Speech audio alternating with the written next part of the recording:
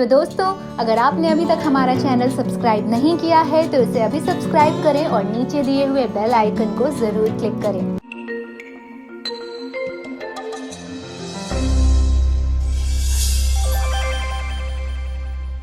ऊटी नीलगिरी की सुंदर पहाड़ियों में स्थित एक सुंदर शहर है। इस शहर का आधिकारिक नाम उटकमंड है तथा पर्यटकों की सुविधा के लिए इसे ऊटी का संक्षिप्त नाम दिया गया है।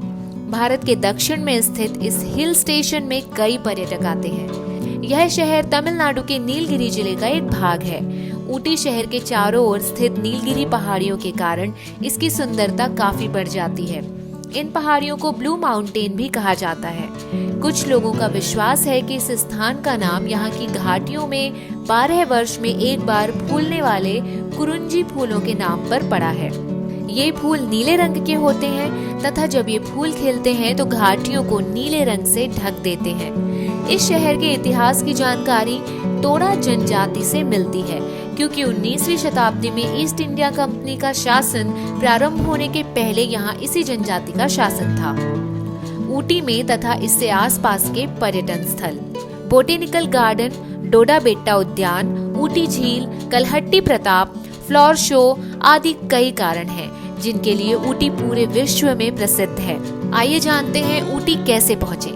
ऊटी तक रास्ते तथा ट्रेन द्वारा आसानी से ट्रेवल किया जा सकता है।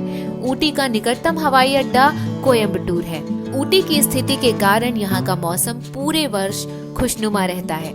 हालांकि ठंड में दक्षिण भारत के अन्य भागों की तुलना में यहाँ का मौसम ठंडा होता है। इस शहर में ब्रिटिश संस्कृति तथा वास्तुकला का प्रभाव देखा जाता है। वास्तव में कई पर्यटकों ने गौर किया है कि यह हिल स्टेशन सुंदर अंग्रेज गांव की तरह दिखता है। शायद यही कारण है कि इस शहर को अधिकतम आय पर्यटन से होती है।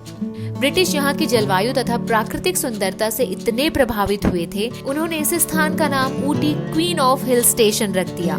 उनके लिए यह एक छिपे हुए खजाने के समान है, क्योंकि वे दक्षिण भारत के किसी भी अन्य शहर के गर्म और नम मौसम को सहन नहीं कर सकते थे। वे इस क्षेत्र में अपना दावा प्रस्तुत करने के लिए इतने उत्सुक थे कि उन्होंने ऊटी के निकट स्थित वेलिंगटन शहर में मद्रास रेजिमेंट की स्थापना की। उस दिन से वेलिंगटन में मद्रास रेजिमेंट का केंद्र बना हुआ है। इसके कारण ऊटी ब्रिटिश लोगों में ग्रीष्म सप्ताहांत स्थान के रूप में भी लोकप्रिय है। इस शहर को मद्रास प्रेसिडेंसी की ग्रीष्मकालीन राजधानी होने का गौरव प्राप्त है।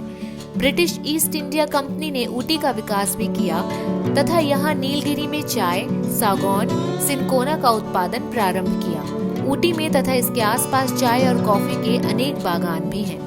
ऊटी में पुराने विश्व का एक आकर्षण है जो आज भी बेजोड़ है। जब आप ऊटी में भ्रमण करते हैं तब यहाँ की वास्तुकला, कुछ इमारतों के डिजाइन्स को देखकर आप पुराने समय में पहुँच जाते हैं। वे आपको बीते हुए समय की याद दिलाते हैं। ऊटी के पतन का कोई इतिहास नहीं है। ब्रिटिश लोगों के आने के बाद इसका उदय प्रारंभ हुआ। हालांकि इन बीती हुई 2 शताब्दियों में इस शहर ने ऐसा इतिहास बनाया है जो पहले कभी नहीं था और जो हमारे लिए लुप्त था। आधुनिक विश्व के लिए ऊटी का इतिहास ब्रिटिश लोगों के आने के बाद प्रारंभ होता है, मुख्य रूप से सिपाहियों के आने के बाद। जैसे ही आप इस शहर में प्रवेश करते हैं वैसे ही आपको पता चलता है कि इस शहर पर ब्रिटिश लोगों का प्रभाव है। यहाँ के स्थानीय लोगों के जीवन पर ब्रिटिश परंपराओं का बहुत गहरा प्रभाव है। स्थानीय खाद्य पदार्थों पर भी अंग्रेजी डिशेस का प्रभाव दिखाई देता है। इसके परिणाम स्वरूप आपको ऊटी में अंग्रेजी और भारतीय मसालों के सम्मिश्रण से बने हुए उत्तम खाने मिल सकते हैं। तो दोस्तों, ये थी ऊटी से जुड़ी हुई कुछ जरूरी जानकारी। मुझे उम्मीद है कि आप जरूर ऊटी जाएंगे और वहाँ के सुहाने मौसम का आनंद लेंगे। दोस्तों, अगर आपको हमारा चैनल पसंद आया है तो इसे लाइक करें, शेयर करें और हमारे चैनल को सब्सक्राइब करना ना भूलें।